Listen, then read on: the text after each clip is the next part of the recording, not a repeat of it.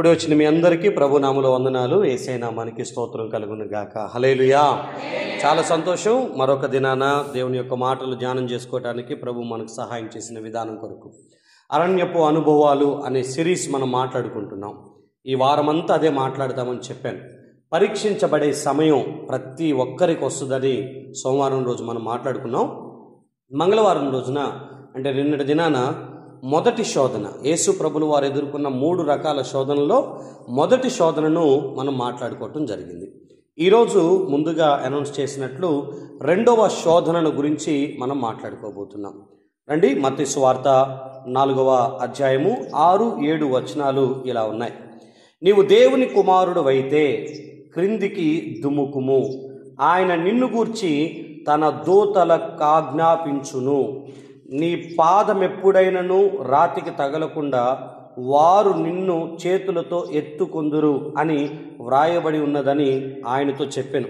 అందుకు యేసు ప్రభులు వారు, ప్రభు అయిన నీ దేవుణ్ణి నీవు శోధింపవలదని మరి ఒక చోట వ్రాయబడి ఉన్నదని వానితో చెప్పాను అని ఎక్కడ రాసుంటుంది. ఈ 6-7 వచనాల్లో రాయబడినటువంటి పదాల యొక్క ఉద్దేశం జాగ్రత్తగా అర్థం చేసుకోనండి. మొదటి శోధన ఏంటనంటే, నీకు ఆకలి అవుతుంది కాబట్టి, నీకు అవసరం ఉంది కాబట్టి, నువ్వు బలహీనంగా ఉన్నావు కాబట్టి ఈ రాళ్లను నువ్వేం చేయాలి? రొట్టెలుగా చేసుకొని తిను అని. రాళ్లను రొట్టెలుగా చేసుకొని తినంటే ప్రభు వారు దేవుని వాక్యాన్ని ఎత్తి మాట్లాడారు. మనుషుడు రొట్టె వలన మాత్రమే బ్రతకడు, దేవుని నోట నుంచి వచ్చే ప్రతి మాట వలన బ్రతుకుతాడు అని వాక్యాన్ని గురించి మాట్లాడితే, సాతానుగాడు ఓహో వాక్యపు అవగాహన కలిగినటువంటి వ్యక్తి, వాక్యాన్ని ఎత్తి మాట్లాడగలిగినటువంటి వ్యక్తి ఎవరైతే ఉంటారో వాళ్ళను శోధించుటకు అపవాది తిరిగి వాక్యాన్నే ప్రయోగిస్తాడు అన్న సంగతిని మనం కొంచెం గుర్తుపెట్టుకోవాలి. యేసు ప్రభులు వారికే, వాక్యాన్ని గుర్తు చేసుకుంటున్న వారికే తిరిగి వాక్యం ద్వారా శోధించటం అనేది అపవాది చేసే మరొక తంత్రం అనేది గుర్తుపెట్టుకోవాలి. బైబిల్లో చాలా మాటల్ని చాలామంది వాళ్ళకి అనుకూలంగా మార్చుకుంటున్నారు, వాక్యాలను వాళ్ళకి అనుగుణంగా వాక్యాన్ని అన్వయించుకుంటున్నారు. కొన్ని ఎగ్జాంపుల్ చెప్పాలనంటే, పేతురు గారు ఒక మాట అంటారు పౌలు గారి యొక్క వ్రాతల గురించి. అతని యొక్క వ్రాతలు కొంతమంది అర్థం చేసుకోవటానికి కొంచెం కష్టతరమైనవి, కొంతమంది దాన్ని వాళ్ళకు అనుకూలంగా వంకరగా మార్చేసుకుంటున్నారు అని. ఎంత వంకరగా మారుస్తున్నారంటే, పౌలు గారు తిమోతికి ఉత్తరం రాస్తూ, నువ్వు తరచు కడుపు నొప్పి చేత బాధపడుతున్నావు కదా తిమోతి, నీ కడుపు నొప్పి తగ్గునట్లు అప్పుడప్పుడు కొంచెం ద్రాక్ష రసం పుచ్చుకొనుము అని అంటాడు ఆయన. ఈ తాగుడు అలవాటు ఉన్నటువంటి వాళ్ళందరూ ఈ లేఖనం చదివారంటే కథం. వాళ్ళు ఏమనుకుంటారంటే, ఆహా కడుపు నొప్పి వచ్చినప్పుడల్లా దేవుడు ఏం చెప్పాడు? ద్రాక్ష రసం కొంచెం పుచ్చుకో. నేను అదే చేస్తున్నా, పొద్దంతా పనిచేసి పొలంలో ఒళ్ళు నొప్పులు వస్తే ఏదో 4 కళ్ళు బొట్లు గొంతులో పోసుకుంటున్నా అంతే. బాగా కలిసిపోయితేనే బీరు తాగుతా అంతే. ఏదో పార్టీ వస్తేనే తాగుతానంతే. నేనేం తాగుపోతున్నాం కాదు. నాకు కూడా శరీరంలో నొప్పులు ఉన్నాయి, నాకు నిద్ర పట్టదు, తిన్న తర్వాత సిగరెట్ తాగకపోతే అరగదు, నా ప్రాబ్లమ్స్ నాకున్నాయి. తిమోతికి కడుపు నొప్పి ఉందని పౌలు గారే చెప్పారు ద్రాక్ష రసం తాగమని. అంటే వాక్యాన్ని వాళ్ళకి అనుకూలంగా ఎలాగైనా మార్చుకునేటటువంటి తరం ఉంది. వాళ్ళ బలహీనతలను జయించుకోలేక వాక్యాలనే వాళ్ళకు అనుకూలంగా మార్చుకునేటటువంటి ఒక గుంపు ఉంటుంది. ఈరోజు నేను మీతో ఏమంటున్నానంటే, అపవాది కూడా వాక్యం ద్వారా మిమ్మల్ని శోధించడానికి ప్రయత్నం చేస్తాడు. యేసు ప్రభుతో ఏమంటున్నారు తెలుసా? ఓహో నువ్వు వాక్యం చెప్పావు కదా, నేను నీతో చెప్తున్నాను, ఎత్తైన స్థలంలోకి తీసుకుని వెళ్ళి ఇక్కడి నుంచి క్రిందికి దుముకు, ఇక్కడి నుంచి కింద పడు. నువ్వు దేవుని కుమారుడు అయితే లేఖనం ఏం చెప్తుంది? నిన్ను నీ పాదాలకు రాయి తగలకుండా తన దూతలకు ఆజ్ఞాపించి నిన్ను కాపాడుతానని దేవుడు వాగ్దానం ఉంది కదా, లేఖనం ఉంది కదా. ఇప్పుడు నువ్వు నిజంగా దేవుని కుమారుడు అయితే నువ్వు దూకు, దేవుడు తన దూతలకు ఆజ్ఞాపించి నిన్ను కాపాడుతాడు అని. అప్పుడు ప్రభు వారు ఏమంటారనంటే, నీ దేవుణ్ణి శోధించకూడదు అని నీకు తెలియదా అని మరొక లేఖనాన్ని మాట్లాడతారు. ఈరోజు నేను మీతో ఏం చెప్పాలనుకుంటున్నానంటే, దేవుని యొక్క కార్యాలను మనం విశ్వసించు వారమై ఉండాలి తప్ప పరీక్షించే వారమై ఉండకూడదు. అంటే మీ పాదాలకు రాయి తగలకుండా నేను కాపాడుతాను అని చెప్పిన లేఖను నీకు నువ్వు దూకితే అని కాదు, ఒకవేళ నీకు తెలియకుండా అనుకోకుండా జరిగేటటువంటివి ఏవైనా ఉంటే వాటిని ప్రమాదాలు అని అంటారు. రెండోది, ఒకవేళ నీకు నువ్వుగా దూకితే వాటిని ఏమంటారనంటే సూసైడ్ అటెంప్ట్స్ అంటారు, ఆత్మహత్యాయత్నం అని అంటారు. ఆత్మహత్యాయత్నానికి లేకపోతే ప్రమాదవశాత్తు జరిగేటటువంటి విషయాలకి చాలా తేడాలు ఉన్నాయి. ప్రమాదవశాత్తు పడితే ప్రభు వాగ్దానం ప్రకారంగా తన పిల్లలను ఆయన కాపాడుకుంటాడు. కానీ ఈ రోజుల్లో ఉన్నటువంటి విపరీత వాదాలు ఎలా ఉన్నాయనంటే, శోధన అనేది ఏ రకంగా ఉంటుందో నేను మీకు ఈ మాట వివరించాలనుకుంటున్నాను. సో జాగ్రత్తగా మీరు ఆలకించండి. ఈ మధ్య యూట్యూబ్లో కొన్ని విషయాలు, మార్కు సువార్త 16వ అధ్యాయంలో 18వ వచనంలో ఒక మాట రాసి ఉంటుంది. దేవుడు తన శిష్యులకి చివర్లో కొన్ని అధికారాలు ఇచ్చి వెళ్తున్నప్పుడు, మీరు పాములను ఎత్తి పట్టుకుంటారు, మరణకరమైనది మీరు తాగినా అది మిమ్మల్ని ఏమి చేయదు అని చెప్పిన వాగ్దానాన్ని పట్టుకొని, మాకు విశ్వాసం ఉంది, నేను డిక్లేర్ చేస్తున్నాను. ఒక పాస్టర్ గారు, బయట దేశంలో పాస్టర్ గారు ఒక పావును పట్టుకొని మందిరంలోకి వచ్చి, యేసు నామములో నా ఫెయిత్ని నేను డిక్లేర్ చేస్తున్నా, నా విశ్వాసాన్ని నేను వెల్లడిపరుస్తున్నా, నా దేవుడు నాకు ఏమీ జరగకుండా నాకు సహాయం చేస్తాడు అని పావును పట్టుకొని అటు ఇటు తిప్పుతూ ప్రసంగం చేశాడు. ఆ పాము 1, 2, 3 సార్లు అలా కాటు వేస్తే ఆయన మాట్లాడుతూనే ఉన్నాడు. ఒక్కసారిగా ఒళ్ళంతా చెమటలు స్టార్ట్ అయినాయి, చిన్నగా వణుకు స్టార్ట్ అయిపోయింది. అక్కడే కుప్పకూలి చచ్చిపోయాడు ఆ పాస్టర్ గారు. ఇంకా కొంతమంది, ఒక 4 యవనస్తులు దేవుని లేఖనాన్ని ఎలా అర్థం చేసుకున్నారంటే, ఇదిగో నీకు విశ్వాసం ఉంటే నాతో పాటు నీళ్ళ మీద నడువు అని పేతురుతో చెప్పాడు కదా, మనకు కూడా విశ్వాసం ఉంది, మనం కూడా నీటి మీద నడవగలం అని దగ్గరలో ఉన్న సముద్రానికి పోయి ఈ 4 కూడా మా ఫెయిత్ చాలా గొప్పగా ఉందని సముద్రంలోనికి వెళ్ళిపోయారు. నీళ్ల మీద నడవాలి అని అనుకున్న వాళ్ళు ఆ నీళ్ళలోనే మునిగి చనిపోయినటువంటి విషయాలు కూడా మనం చూస్తాం. లేఖనం ఏం చెప్పేదంటే, ప్రమాదవశాత్తు పడేదానికి, మూర్ఖత్వంతో చేసేటటువంటి పనులకి, ఆత్మహత్యాయత్నంతో కూడినటువంటి ప్రయత్నాలకి తేడా ఉంటుంది. 91వ కీర్తన 11, 12 వచనాల్లో అసలు ఈ లేఖనం ఉంటుంది. మీరు కీర్తనలో 23వ కీర్తన, 1వ కీర్తన, 119వ కీర్తన, 91వ కీర్తన, 100వ కీర్తన, లేకపోతే 127వ కీర్తన, 128వ కీర్తన, ఇలాంటివన్నీ కూడా చాలా ప్రముఖమైనవి. వాటిని మీరు ఎప్పటికైనా బట్టి పట్టాల్సినటువంటి అవసరత మీకు ఎంతైనా ఉంది. 11, 12 వచనాలు 91వ కీర్తన. నీ మార్గములన్నిటిలో నిన్ను కాపాడుటకు ఆయన నిన్ను గూర్చి తన దూతలకు ఆజ్ఞాపించును, నీ పాదములకు రాయి తగులకుండా వారు నిన్ను తమ చేతుల మీద ఎత్తి పట్టుకుందురు అని రాసి ఉంటుంది. ఈ లేఖనాన్ని సాతానుగాడు ఎత్తి చూపించాడు, నువ్వు దూకు, ఆయన తన దూతలకు ఆజ్ఞాపించి నిన్ను పట్టుకుంటాడు. కాదు, లేఖనం ఏం చెప్పిందంటే, నీ మార్గాలలో నువ్వు వెళ్తున్నప్పుడు ఏదన్నా జరిగితే ప్రభువారు తన దూతలకు ఆజ్ఞాపించి నిన్ను నీ పాదాలకు రాయి తగలకుండా, అంటే దాని అర్థం నిన్ను ఆయన కాపాడుకుంటాడు అని. అంతేగాని దేవుని శోధించేటట్లుగా దూకేసి, ప్రభువా నువ్వు అనేవాడి ఉంటే నేను ఇప్పుడు బతకాలి, నువ్వు నన్ను కాపాడాలి అని మొండి వైఖరితో వెళ్ళటం కాదు. ఈరోజు నేను మీకు ఏం ప్రసంగం చెప్పాలనుకుంటున్నానంటే, క్రైస్తవ విశ్వాస జీవితం ట్రస్టింగా, టెస్టింగా అని. అంటే నమ్మికతో ఉండేదా, శోధించేదా, పరీక్షించేదా? పోనీ శోధించాల్సి వస్తే, పరీక్షించాల్సి వస్తే మనిషి ఒక మనిషిని పరీక్షిస్తాడు, లేదా దేవుడు ఒక మనిషిని పరీక్షిస్తాడు. కానీ మనిషి దేవుణ్ణి పరీక్షించే అంతగా మనం వెళ్ళకూడదు. అది ఆధ్యాత్మికత, భక్తి అని అనిపించుకోదు. వినండి, ఇప్పుడు దేవుణ్ణి శోధించే అంతగా, పరీక్షించే అంత విధంగా మనిషి ఒకవేళ వెళ్తూ ఉంటే, అంటే ఈ పావును పట్టుకున్నా నాకేం కాదు, నేను నిజంగా భక్తుడిని అయితే, నిజంగా నువ్వు అనేవాడిగా ఉంటే నేను బ్రతకాలి, కాబట్టి నేను ఇలా చేస్తాను అని ముందుకు వెళ్తే మాత్రం అది మూర్ఖత్వం కింద ప్రభు మాట్లాడతారు. వెంటనే 7వ వచనంలో ప్రభు ఇక్కడ ఏం చెప్తారంటే, మత్తయి సువార్త 4వ అధ్యాయం 7వ వచనంలో, ఇదిగో నీ దేవుడైన యెహోవాను నువ్వు శోధించకూడదని నీకు తెలియదా అని. ఈ మాట ద్వితీయోపదేశకాండం 6వ అధ్యాయం 16వ వచనంలో రాయబడి ఉంటుంది. మీరు ఎవరైనా ఒకళ్ళు జాగ్రత్తగా దాన్ని గమనించండి.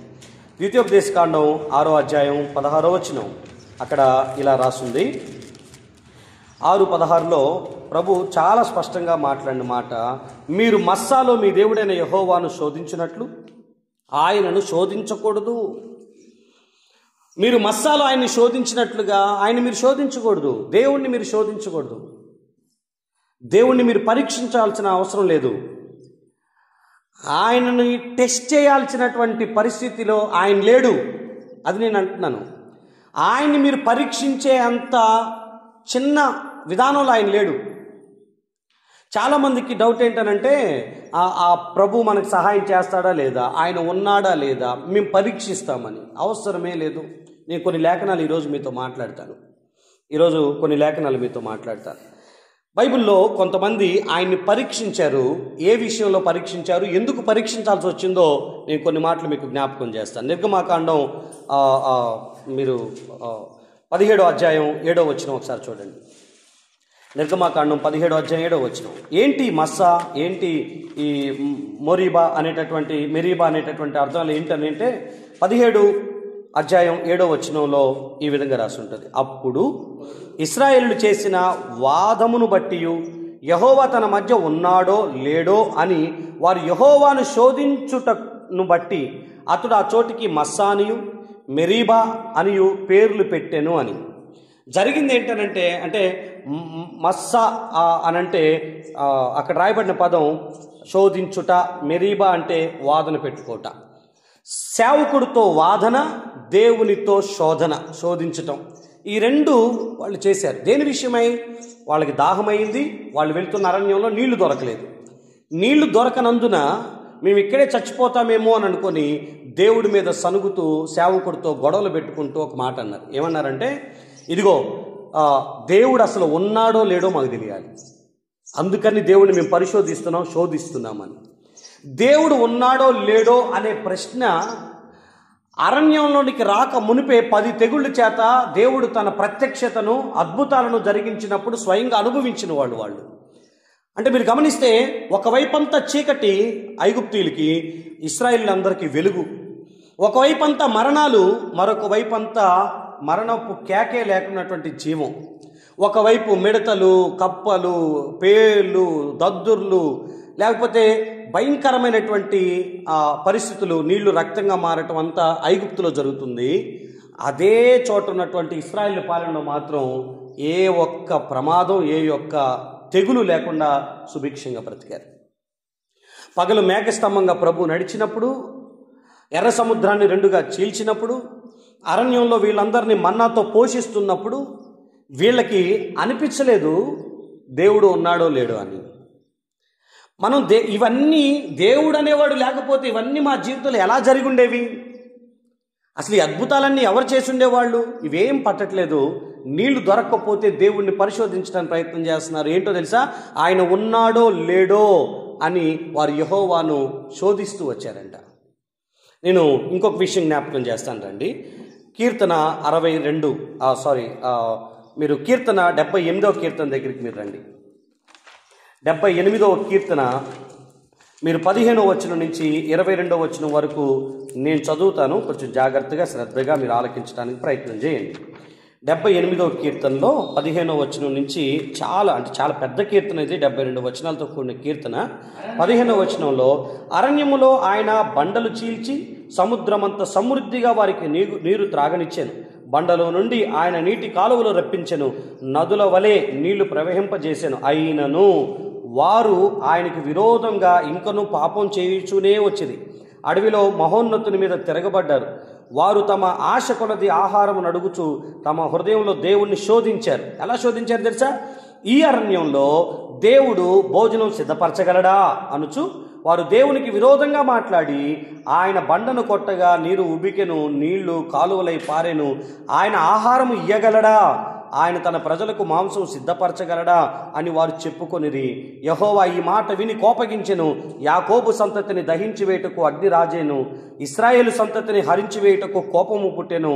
వారు దేవుని యందు విశ్వాసం ఉంచకపోయిరి, ఆయన దయచేసిన రక్షణ యందు నమ్మిక ఉంచలేదు అని రాసుంటుంది. ఇక్కడ మీకు 2 విషయాలు.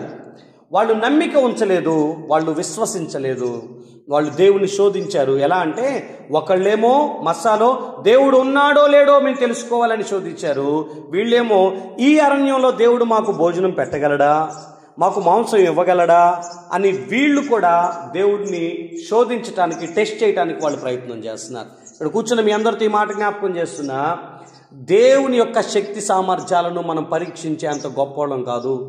ఆయన ఉన్నాడో లేడో అనే డౌటే అక్కర్లేదు.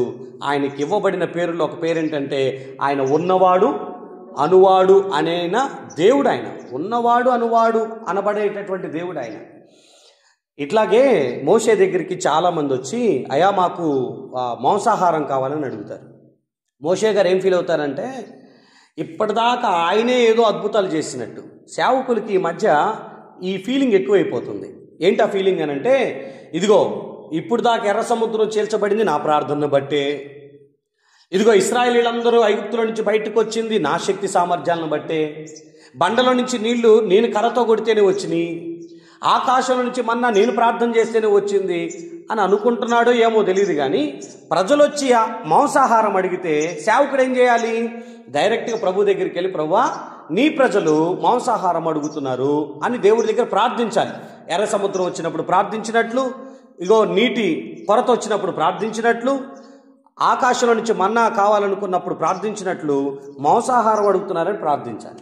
కానీ మోషే గారు ఏం ఫీల్ అయ్యారంటే ప్రజలందరితో అంటున్నాడు, ఇదిగో మీరు ఇంతగా నన్ను శోధించాల్సిన అవసరం ఏంటి? మేము ప్రభు దగ్గర ఇట్లా ప్రార్థన చేస్తాను. ఎలాగా? దేవా వీరందరిని నేనేమన్నా కన్నానా? వీరి భారమంతా నేను మొయ్యాలా? వీళ్ళకి ఇప్పుడు మోసం తేవాలంటే సముద్రంలో ఉన్న చేపలన్నీ తీసుకొచ్చి వీళ్ళకి పెట్టినా సరిపోతాయా? ఒక 20 లక్షల మంది ఉంటారు. మరి వాళ్ళు భూమి మీద ఉన్నటువంటి జంతువులన్నింటినీ చంపి వీళ్ళకి ఆహారంగా నేను పెట్టాలా? నా వల్ల అవుతుందా? ఏదో ఫస్ట్రేషన్ ఫీల్ అయిపోతున్నాడు పాస్టర్ గారైనా. ప్రభు అంటారు, మోషే నా బాహుబలం ఏమన్నా తక్కువైందా అని అంటాడు ఆయన. హల్లెలూయా. వాళ్ళు నా బిడ్డలు అడిగారు, అదేదో నువ్వు ఇచ్చినట్టు ఫీల్ అవుతున్నావేంది అంటే నీ మనసులో ఇంతమందికి ఆహారం లేదా పూరేళ్ళు లేకపోతే మాంసం నీ దేవుడైన నేను ఇవ్వలేనని నీ ఫీలింగా? నా బాహుబలం ఏమైనా తక్కువైందా? వాళ్ళని పిలిపించు, నేను వారి పాలెం మీద ఎలాంటి విధానం ఇస్తానంటే వాళ్ళు తినగా వాళ్ళ నాసికా రంధ్రాల్లో నుంచి కూడా మాంసం బయటకు వచ్చేంత సమృద్ధిగా వాళ్ళ పాలెంలో నేను మాంసాహారాన్ని అందుబాటులో ఉంచుతానని. దేవుని బాహుబలాన్ని తక్కువ చేయాల్సిన అవసరం లేదు. అప్పుడప్పుడు కొన్నిసార్లు మనకు కూడా కష్టం, కొరత, కొదువ ఏర్పడినప్పుడు మనం కూడా ఇలాగే మాట్లాడతాం. ఉన్నావా? అసలు ఉన్నావా? ఉంటే కళ్ళు మూసుకున్నావా అంటాం. అవసరమైతే పాటలు కూడా పాడతాం. నేనేమంటానంటే దేవుణ్ణి ఉన్నావా లేదా అని పరీక్షించాల్సిన అవసరం లేదు. దేవుడు ఆహారం ఇయ్యగలడా? దేవుడు భోజనం సిద్ధపరచగలడా? అరణ్యంలో దేవుడు మాకు మాంసం ఇవ్వగలడా అని వాళ్ళు దేవుణ్ణి శోధిస్తూ వచ్చారంట. ఆయన యందు విశ్వాసం ఉంచలేదంట. ఎక్కడ నమ్మిక లేదో అంటే ట్రస్ట్ లేని చోట టెస్ట్ స్టార్ట్ అవుతుంది. మనం ట్రస్టింగ్ ఉంటేనే మనం ఆత్మీయులంగా భక్తిపరులంగా మనం ముందుకెళ్తాం. టెస్టింగ్ దేవుణ్ణి చేయాల్సినటువంటి అవసరం లేదు, పరీక్షించాల్సినటువంటి అవసరం లేదు. నేను మరొక వ్యక్తిని కూడా మీకు జ్ఞాపకం చేయాలనుకుంటున్నాను. రండి, న్యాయాధిపతుల గ్రంథం 6వ అధ్యాయం. ఆయన పేరు గిద్యోను. ఈయన దేవుడు చేత సేవకు పిలువబడుతున్నాడు. సేవకు పిలుస్తున్నప్పుడు ఈ వ్యక్తి మాట్లాడినటువంటి మాటలు మీ చేత నేను చదివించాలనుకుంటున్నాను. న్యాయాధిపతుల గ్రంథం దగ్గరికి రండి, 6వ అధ్యాయం 17వ వచనం నుంచి నేను చదువుతున్నాను, జాగ్రత్తగా వినండి. అందుకతడు, నా ఎడల నీ కటాక్షం కలిగిన ఎడల నాతో మాట్లాడుచున్న వాడు నీవే అని నేను తెలుసుకున్నట్లు ఒక సూచన కనబరచుము. నేను నీ యొద్దకు వచ్చి నా అర్పణమును బయటకు తెచ్చి నీ సన్నిధిని దాన్ని పెట్టు వరకు ఇక్కడ నుండి వెళ్ళకుము అని వేడుకొనగా ఆయన నీవు తిరిగి వచ్చు వరకు నేను ఉండేదనెను. అప్పుడు గిద్యోను లోపలికి పోయి ఒక మేకపిల్లను తూమెడి పిండితో పొంగని భక్ష్యములను సిద్ధపరిచి ఆ మాంసమును గంపలో ఉంచి అది వండిన నీళ్లను కుండలో పోసి ఆయన కొరకు ఆ మస్తకి వృక్షము క్రింద దానిని తీసుకుని వచ్చి దగ్గరగా ఉంచగా దేవుని దూత ఆ మాంసమును పొంగని భక్ష్యములను పట్టుకొని రాతి మీద పెట్టి నీళ్లు పొయ్యమని అతనితో చెప్పెను. అతడు అలాగు చేయగా యెహోవా దూత తన చేత నున్న కర్రను చాపి దాని కొనతో ఆ మాంసమును ఆ పొంగని భక్ష్యములను ముట్టినప్పుడు అగ్ని ఆ రాతిలో నుండి వెడలి ఆ మాంసమును పొంగని భక్ష్యములను కాల్చివేసెను. అంతట యెహోవా దూత అతనికి అదృశ్యమాయెను. అప్పుడు గిద్యోను అనుకుంటున్నాడు, ఆయన యెహోవా దూత అని తెలుసుకొని, ఆహాహా నా ఏలినవాడా యెహోవా, ఇందుకే కదా నేను ముఖాముఖిగా యెహోవా దూతను చూసి నేను అని అంటాడు. దేవుడు సేవకు పిలిచినప్పుడు ఈ వ్యక్తికి ఉన్న డౌట్ ఏంటనంటే, మాట్లాడుతున్నది దేవుడేనా కాదా, దేవుడి దగ్గర నుంచి వచ్చిన సందేశమా కాదా, నాకు సూచన కావాలి.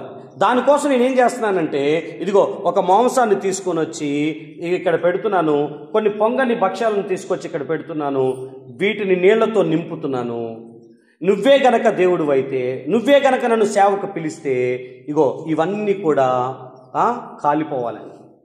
ఆ టెస్ట్లో అంటే మనిషి దేవుడికి టెస్ట్ పెడుతున్న విషయం, అక్కడ దేవదూత ఏం చేసిందంటే రాతిని ఆ కొనను ముట్టగా ఆ రాతిలో నుంచి అగ్ని వచ్చి వాటన్నిటిని కాల్చివేసినట్టు చూస్తాం. ఇది మొదటి సూచన. ఓకే, దేవుడు నాతో మాట్లాడాడు అని అనుకున్నాడు. ఇక ప్రభు కొరకు కార్యాలు చేయాలి అని మొదలు పెట్టాలనుకున్నప్పుడు, అయ్యా మరొక్క టెస్ట్ పెడతా నీకు, ఒకటి దాంతో సరిపోదు, నాకు రెండో టెస్ట్ కూడా నీకుంది. పక్క పేజీకి రండి, 6వ అధ్యాయం 36 నుంచి 40 వచనాల వరకు చదువుతాను. అప్పుడు గిద్యోను, నీవు సెలవిచ్చినట్లు నా చేత ఇశ్రాయేలును రక్షింపను ఉద్దేశిస్తే, నేను కళ్ళమున గొర్రెబొచ్చు ఉంచిన తరువాత నేలంతయు ఆరి ఉండగా ఆ గొర్రెబొచ్చు మీద మాత్రమే మంచు పడునెడల నీవు సెలవిచ్చినట్లు ఇశ్రాయేలును నా మూలంగా రక్షించదువని నేను నిశ్చయించుకుందునని దేవునితో అనెను. అలాగున జరిగెను. అతడు ప్రొద్దుట లేచి ఆ బొచ్చును పిడిచి నీళ్లతో పాత్ర నిండు వరకు ఆ బొచ్చు నుండి మంచును పిండెను. అప్పుడు గిద్యోను మళ్ళా ఇంకొక మాట అంటున్నాడు. ఏమంటున్నాడంటే, నేను గొర్రెబొచ్చును తీసుకొచ్చి పెడతాను ప్రభువా, ఆ గొర్రెబొచ్చు మీద మాత్రమే మంచు పడాలి, దాని చుట్టూ పొడిగా ఉండాలి. అంటే నేను ఒక తాటిలో గొర్రెబొచ్చును పెడితే దాని మీద మాత్రమే మంచు పడాలి, దాని చుట్టూ మాత్రం పొడిగా ఉండాలి. అలా గనక జరిగితే నీవు నా చేత ఇశ్రాయేలును కాపాడుతావని నేను నమ్ముతా అని దేవుడికి పరీక్ష పెడితే, ప్రభు సహనశీలుడు గనక దాని మీద మాత్రమే మంచు పడి దాని చుట్టూ పొడిగా ఉంచాడు. సరే, అప్పటికైనా ఓకే, నా దేవుడు నా జీవితంలో కార్యం చేస్తున్నాడు అనుకోవాలిగా. మరొక్కసారి నీ కోపం నా మీద రాకుండా ఉంటే నేను ఇంకొక టెస్ట్ చేస్తా, మూడో టెస్ట్ ఏంటో తెలుసా? ఇప్పుడు మంచు గొర్రెబొచ్చు మీద పడకూడదు, దాని చుట్టూ పడాలి, ఇది మాత్రం పొడిగా ఉండాలి. ప్రభు మరలా ఆ తాటి చుట్టూ మంచు పడేటట్టు చేస్తాడు, దాని మీద పడకుండా ఆపుతాడు. గిద్యోనికి 1, 2, 3 సార్లు ప్రభుని టెస్ట్ చేస్తే తప్ప నమ్మిక లేదు. నేను మీతో ఈ మాట అంటున్నాను, ప్రభు శక్తిని పరీక్షించాల్సిన అవసరం, ఆయన ఉన్నాడో లేదో అని పరీక్షించాల్సినటువంటి అవసరం లేదు. ఈ మాటను బట్టి చెబుతున్నా, ప్రభు సేవకు పిలిస్తే దేవుడికి టెస్టులు పెట్టి మరీ సేవకు వెళ్ళాల్సిన అవసరం లేదు. సేవ దొరకటమే భాగ్యం అనుకొని వెళ్ళిపోవాలి. యెషయా అంటాడు, నేనున్నాను ప్రభువా నన్ను వాడుకో అన్నాడు తప్ప, నువ్వు నన్ను పిలిస్తే నాకు ఇది కావాలి ఇది కావాలి. నాకు కొంతమంది ఫోన్లు చేస్తుంటారు, సేవ చేస్తాము అని, నన్ను చెయ్యండి అని. వాళ్ళు అంటారు, లేదు నేను ప్రార్థన చేస్తున్నాను అని. ఏమని చేస్తున్నాను? నేను దేవుడి దగ్గర ప్రార్థన చేస్తున్నా. నేను ప్రార్థన చేస్తుంది ఏంటంటే, దేవా నువ్వు నన్ను గనక సేవకు పిలిస్తే, నేను ఎవరి మీద చేతులు పెడతానో వాళ్ళ మీదకి అగ్ని అభిషేకం దిగి రావాలి. ఇదిగో ఎక్కడికి వెళ్ళినా అద్భుతాలు జరగాలి, దేవుని యొక్క ఆత్మ కార్యాలను చూడాలి. అలాంటి అభిషేకం ఇస్తానంటే చెప్పు, నేను సేవకు వస్తా, లేకపోతే నేను రాను. అరే ఏం మాట్లాడుతున్నామో అర్థం కాదు. సేవ దొరకటమే భాగ్యం, సేవ పిలుపు రావటమే ధన్యత. ఎంతోమంది కోరుకున్నా కూడా దక్కనటువంటి పిలుపది. బాగా తలాంతులుండి, జ్ఞానముండి, చదువుండి, ఉన్నత స్థితి ఉన్నటువంటి వాళ్ళకు కూడా దొరకనటువంటి భాగ్యం, సేవకుల గర్భాన పుట్టినటువంటి పిల్లలకు కూడా దొరకనటువంటి భాగ్యం. అరే పిలుపు వస్తే నమ్మకంగా ఆయన దగ్గరికి చేతులు మొక్కి, పాదాలు మొక్కి, ప్రభువా నిన్ను సేవకు వస్తానని చెప్పాల్సినటువంటి వ్యక్తులు టెస్టులు పెట్టుకుంటా కూర్చుంటే ఎట్లా? పరీక్షిస్తూ వెళ్తే ఎట్లా? ఎందుకు వీళ్ళు పరీక్షిస్తారో తెలుసా? ట్రస్టింగ్ ఉండదు వీళ్ళకి, టెస్టింగే ఉంటుంది. ఎందుకనంటే అసలు వ్యక్తిగతంగా ప్రభువుతో సరైన సత్సంబంధాలు ఉండవు. 34వ కీర్తన 8వ వచనంలో యెహోవా ఉత్తముడని రుచి చూచి తెలుసుకునుడి అని రాసి ఉంటుంది. అసలు నీకు దేవుడికి మధ్యలో పర్సనల్ ఎక్స్పీరియన్స్ ఏది? ఎక్స్పీరియన్స్ ఉంటే నువ్వు ఈ విధంగా టెస్ట్ చేయడానికి అవసరం ఉండదు. ఆయన ఏంటో నాకు తెలుసు అనే రోజులు వస్తాయి మనకి. ఎవరో చెప్తే ప్రభువుని నమ్ముకున్నావేమో, అందుకే ఇంకా ఆయన మీద సంపూర్ణంగా విశ్వాసం ఉంచలేకపోతున్నామేమో.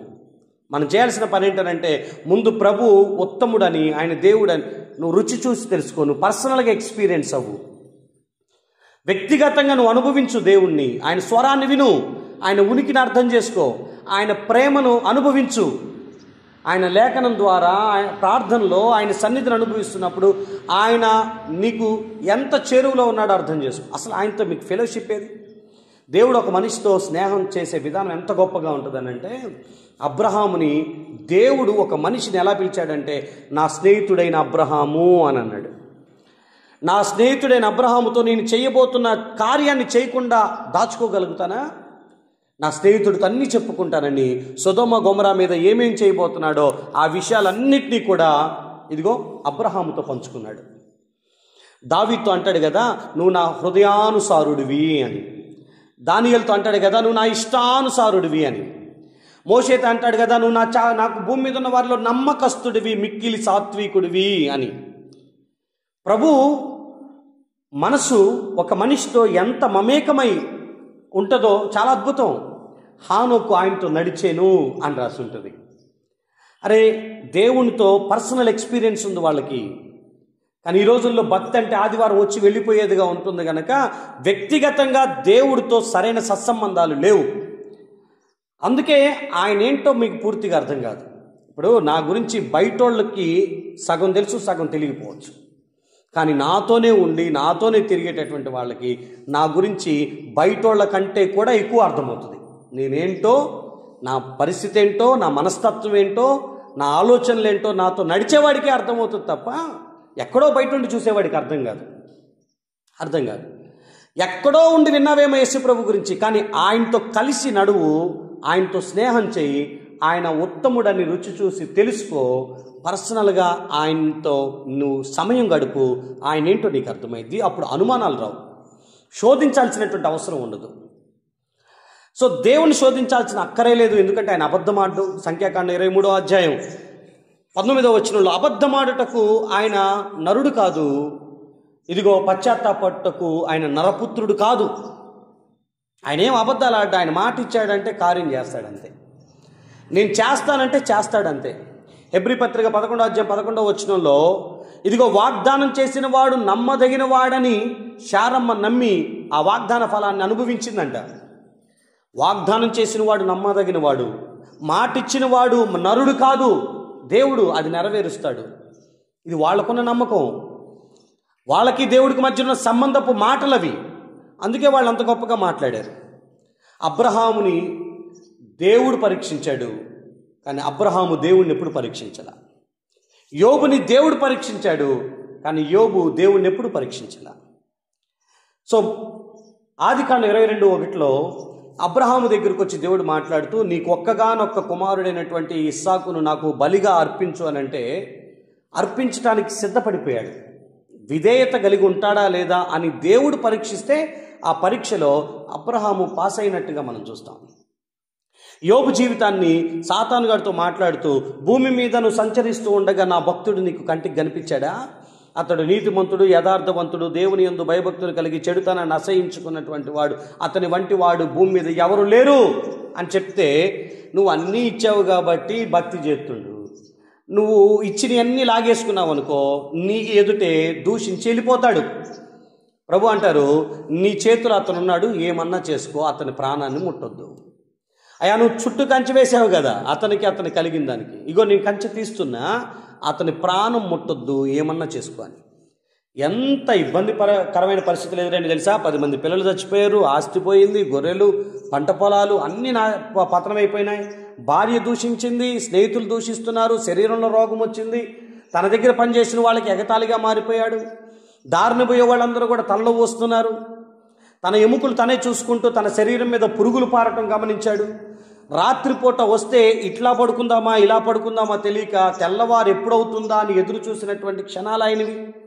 ఇలాంటి పరిస్థితుల్లో యోబు దేవుడి దగ్గర నేను నడుచు మార్గం ఆయనకి తెలుసు, నేను శోధించబడుతున్నాను, తర్వాత శుద్ధ సువర్ణంగా మార్చబడతానని దేవుని మీద తన విశ్వాసాన్ని చాటుకున్నాడు.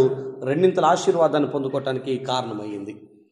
సో నేను మీతో ఏమంటానంటే, దేవుడు మనుషుల్ని శోధిస్తాడు వాళ్ళలో కొన్నిసార్లు విశ్వాసం కనుగొనటానికి. కానీ మనిషి దేవుణ్ణి శోధించటం అనేదిగో ఇలాంటి సందర్భాల్లోనే మాత్రమే మీకు కనపడుతూ ఉంటుంది. ఇక్కడ కూర్చొని మీ అందరితో ఈ మాట అంటున్నాను, మీరు దేవుణ్ణి శోధించాల్సినటువంటి అవసరం లేదు. ఎందుకనంటే ఆయన సమర్థుడు. నీకున్నటువంటి ప్రతి పరిస్థితుల్లో చాలిన దేవుడు ఆయన. ఇందాక ఒక పాట పాడారు కదా, నీ మాట చాలయ్యా, నీ చూపు చాలయ్యా అని. దేవుడు సరిపోతాడు మన జీవితాలకి.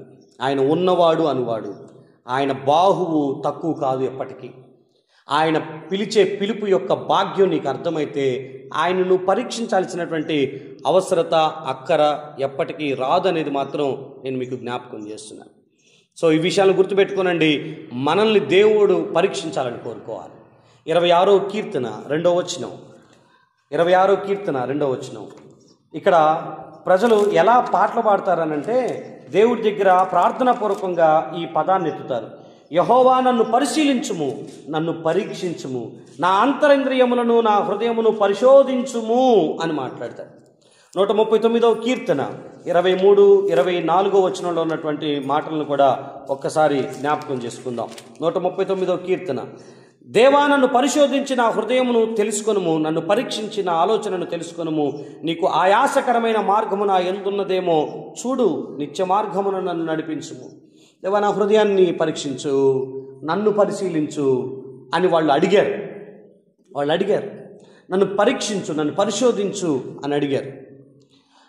వాళ్ళు ఎప్పుడు ఈ పదాలు చెప్పగలుగుతారనంటే, ఆయన నన్ను పరీక్షిస్తే నేను శుద్ధ సువర్ణంగా మార్చబడతాను, లేదా ఆయన మరొక స్థాయిలోనికి నన్ను తీసుకొని వెళ్ళటానికి ఆస్కారం అవుతుంది. నేను ఆయన పరీక్షించేది ఏంది? ఫెయిత్ అనేది ట్రస్టింగ్తో ఉంటుంది, టెస్టింగ్తో ఉండదు. దేవుడి దగ్గర అనుమానంతో, సందేహంతో నీ విశ్వాస జీవితాన్ని కొనసాగిస్తే 4 రోజుల తర్వాత దీంట్లో నుంచి పక్కకి వెళ్ళిపోతావు నా ప్రియ దేవుని బిడ్డ. మనస్ఫూర్తిగా చెప్తున్నాను, నా దేవుడు నీకు అన్ని విషయాల్లో చాలినవాడు అని మీరు అర్థం చేసుకోగలిగితే సరిపోతుంది. యాక్చువల్గా ఇదే ప్రసంగాన్ని ఈ రెండవ శోధనలో మరొక విషయం ఏంటనంటే, అక్కడ రాయబడినటువంటి పదం ఈ రెండవ శోధనలో ఎమోషనల్ నీడ్స్. మొదటి శోధనలో ఫిజికల్ నీడ్ ఎంత అవసరమో, నువ్వు దేవుని కుమారుడు అయితే అని మానసికంగా ఒక ఆలోచన పెట్టేశాడు.